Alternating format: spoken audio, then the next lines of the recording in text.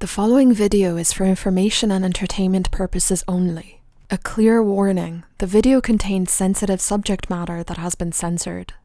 In the shadows of virtual realms, where the digital meets the daring, lies a world often concealed from the light of day. Welcome to the dark side of virtual worlds, unmasking cyberbrothels in The Sims Online. Hello everyone, and welcome to The Sims Lore. Today, we peel back the layers, exposing the controversies and the stories behind the creation of virtual cyberbrothels in The Sims Online. Most of you probably heard of the Sims Online fiasco that happened back in the early beta days and subsequent years after the game's release. You know, the in-game mafia and long-standing feud between the two gangs who used to rule several cities in the game. If you haven't heard about this and you want to see more, this video here might shed more light on what happened and maybe give you a giggle. Or a shudder. But in this continuation video, things get a bit more serious. So go grab your snacks, let me know what you're having in that snack report, and don't forget to subscribe and like this if you enjoyed it. Alright, let's get straight into the video. In the vibrant world of simming, where virtual life often mirrors the vivid tapestry of reality, players explore various facets of existence, be it their hobbies, careers, or cultural pursuits. But, you see, they also venture into other territories, where the line between innocence and indulgence blurs, and the whispers of forbidden desire awakens.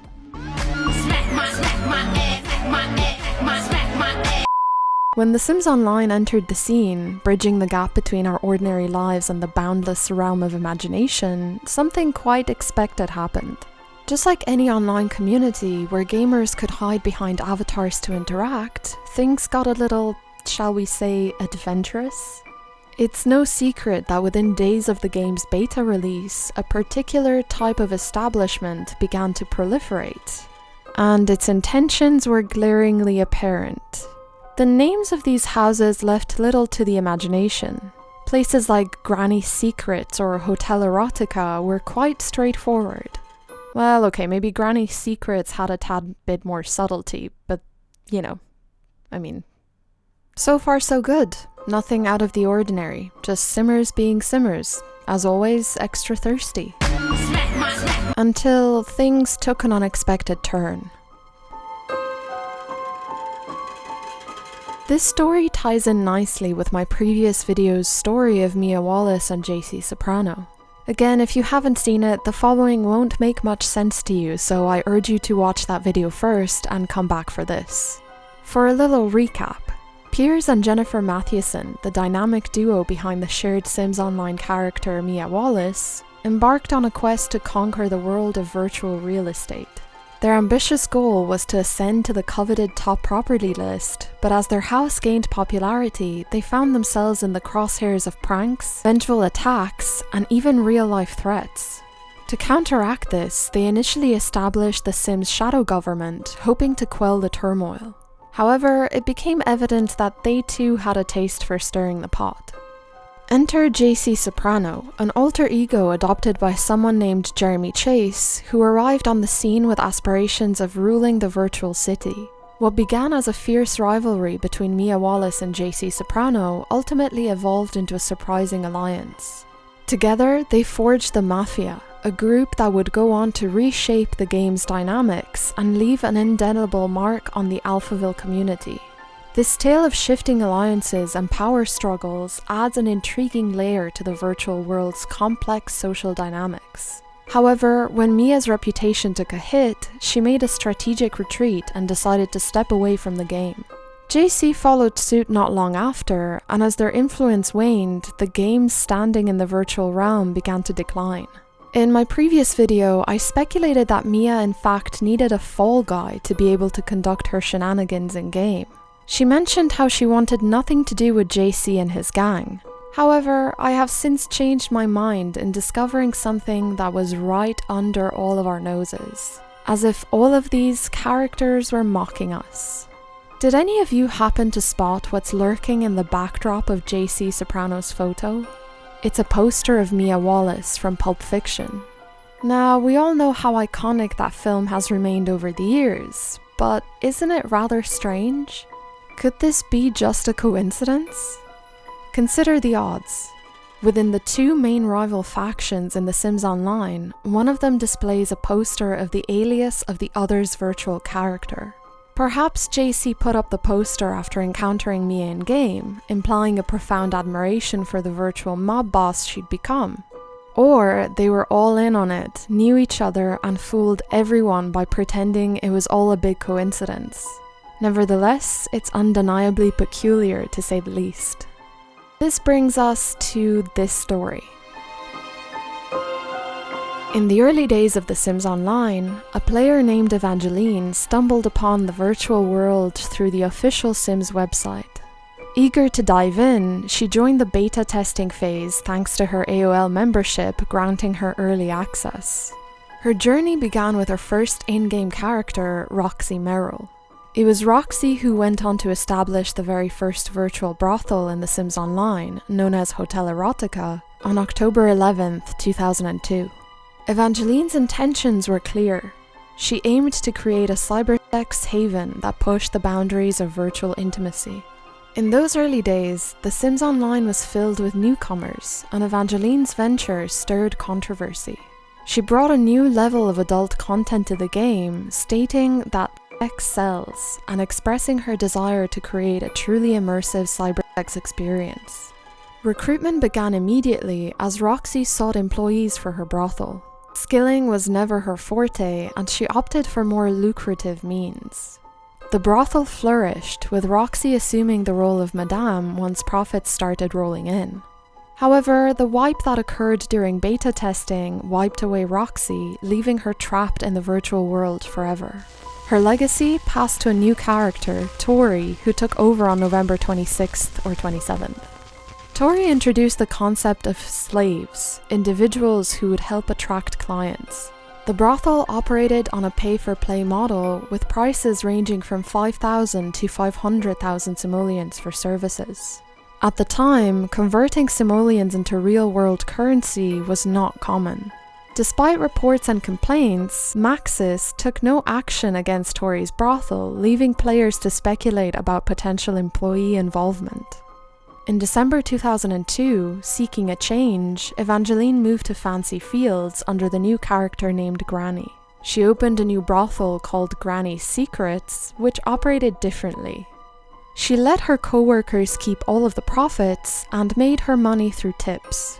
Granny's Secrets enjoyed popularity, but Evangeline eventually returned to Alphaville, creating the character Frankie Merrill and reopening Hotel Erotica in February 2003. Here, she enjoyed even greater success than before. As the brothel reached the #1 spot, conflicts arose, particularly between Frankie Merrill and another player named Mia Wallace. Their rivalry escalated, leading to in-game retaliation and real-life conversations. Evangeline's involvement took a new turn as she created a character named Dorian, who was portrayed as Frankie's mother. She also resorted to hacking Mia's account during this period. A break from the game followed, as Evangeline focused on her studies. But when she returned, she found that Mia was gone, and many Merrill avatars roamed the virtual world. Sim Shadow Government had emerged and was crumbling upon her return. Evangeline then introduced a character named Voleur, inspired by the French word for thief.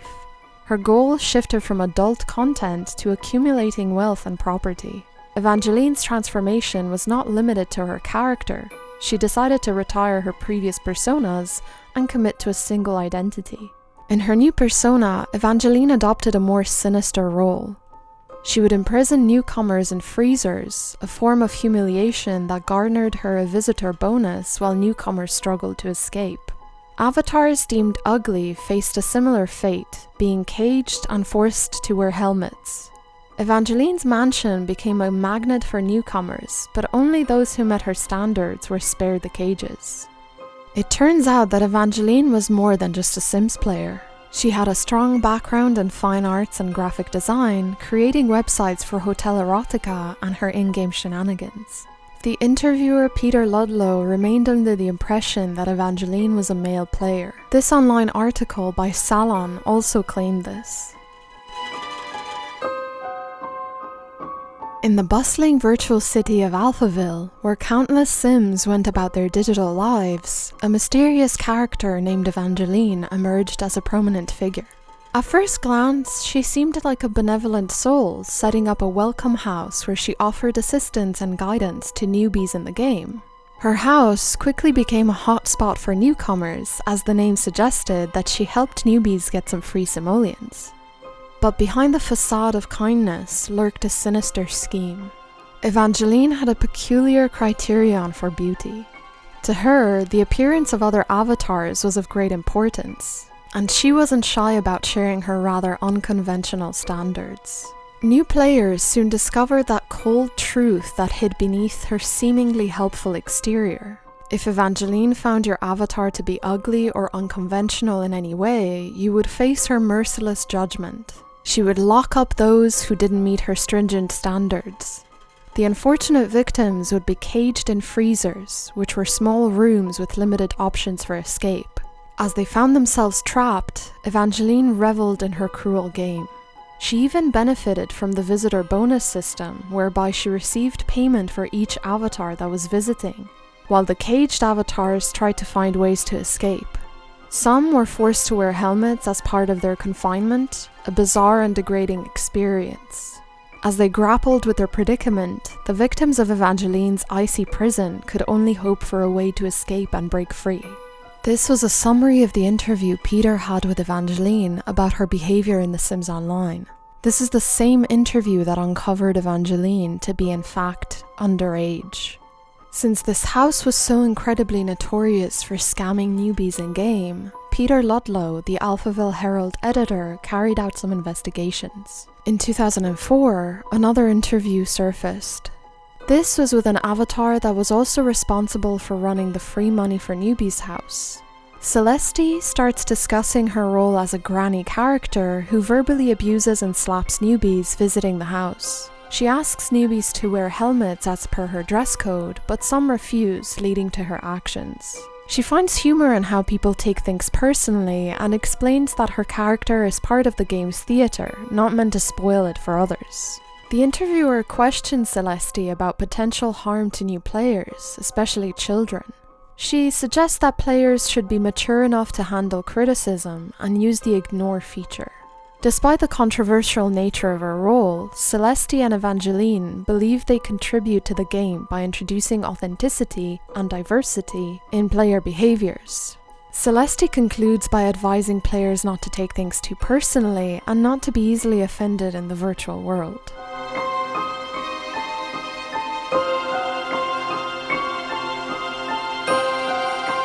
Around the same time, in 2004, Peter published another interview. This time with a 13-year-old boy named Kevin, who also worked in the Free Money for Newbies house. An avid scammer and admirer of Avatar Evangeline, Kevin was taught by the best in the business. At the beginning of the interview, Kevin denies any involvement in scams, claiming that he was not drawn to it. However, as time went on, a surprising shift occurred and he began telling the truth. Fearing exposure as a liar, Kevin desperately sought to terminate the conversation. He implored Peter, the interview, to delete the chat, but Peter remained steadfast. We discover that Kevin developed an unusual bond with Bradley, another scammer in-game, who in real life was a middle school teacher.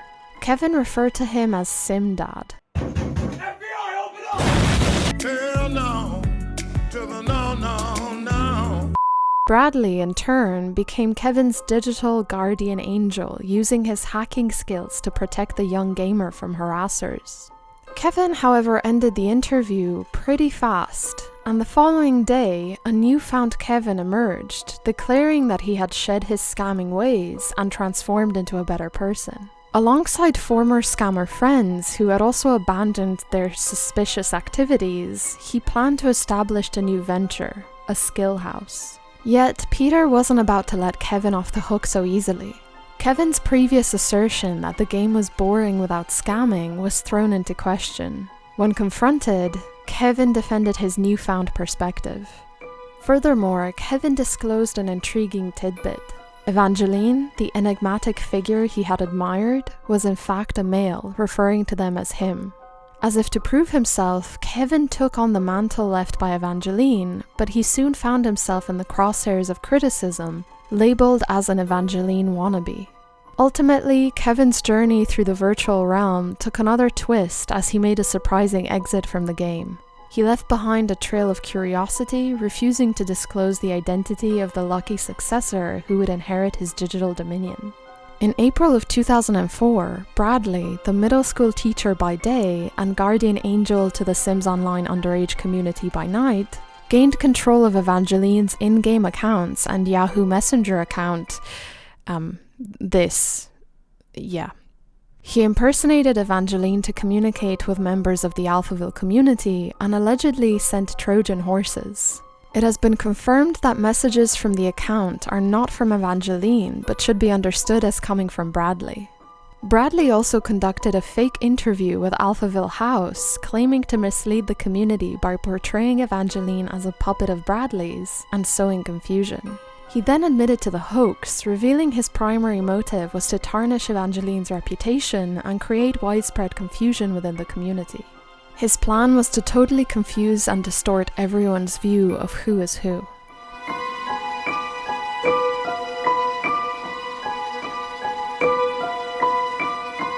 The online environment allows individuals like Evangeline to explore aspects of themselves that they might not express in real life. Anonymity and the absence of real-world consequences can lead to the emergence of different personalities and behaviors. Evangeline was clearly a very creative individual in their ability to create, manage, and successfully run unconventional establishments like a cyber brothel in The Sims Online. Their willingness to experiment with various roles and scenarios suggests a desire for self-expression, even though it's of a different kind of nature. Their aggressiveness also came into play though, engaging in activities such as imprisoning avatars and subjecting them to humiliation. This aggressiveness could be a response to the often chaotic and competitive nature of the virtual world, but also their personal journey.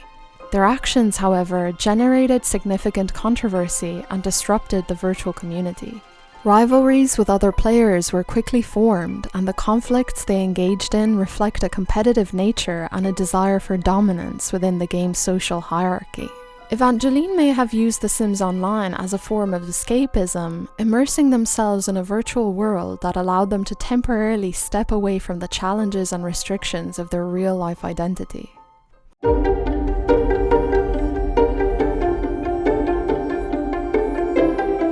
While some players sought to push the boundaries of the game to explore and exploit its features, others grappled with the consequences of their actions. The Sims Online served as a unique platform for individuals to experiment with alternate identities and social dynamics. From brothel owners like Evangeline to those who aimed to challenge the status quo like Mia and JC, this virtual world presented a reflection of the multifaceted nature of human behavior.